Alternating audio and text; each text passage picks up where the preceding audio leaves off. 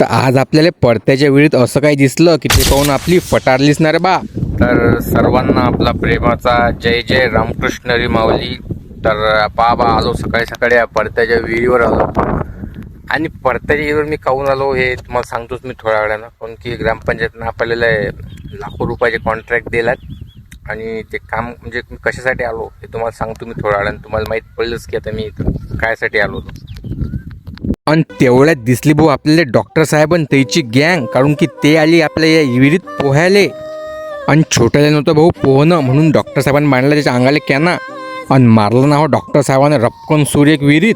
आणि मग सर कायचे मागं राहतात रे बा. सरनं डायरेक्ट वळूनच उडी मारली. आणि असं करू करू सगळ्यांना एका मागं एक रप्पारप उड्या मारल्या विहिरीत.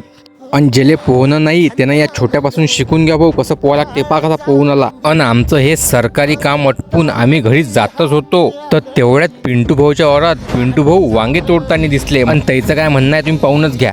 नात करते का मित्रांनो यावंच लागते कुठे पिंटू भाऊच्या वावरात. पिंटू भाऊ वांगे म्हणजे काय वांग्या सीझन चालू आहे सध्या. वांग्याचे भाव काय म्हणतात सध्या? वांगे चालू आहे 40 रुपये किलो. 40 रुपये किलो चालू आहे. तुम्हाला लागले पिंटू भाऊचं वावर आहे. तुम्ही या येऊन जा कुठे वाशिंब्यात. क्वालिटी दाखवा. क्वालिटी दाखवा आपल्या वांग्याची. हा 40 रुपये किलो बोलते 40 रुपये किलो. पण सध्या कोणाला बी वांगे पाहिजे असले तर डायरेक्ट वाशिंब्यात यायचं पिंटू भाऊच्या वावरात यायचं आणि वांगे डायरेक्ट घेऊन जायचे. कारण इथं डायरेक्ट 5 जागेहून डायरेक्ट माल चालला. आणि पिंटू भाऊचा नंबर मी तुम्हाला डिस्क्रिप्शनमध्ये देऊनच देतो.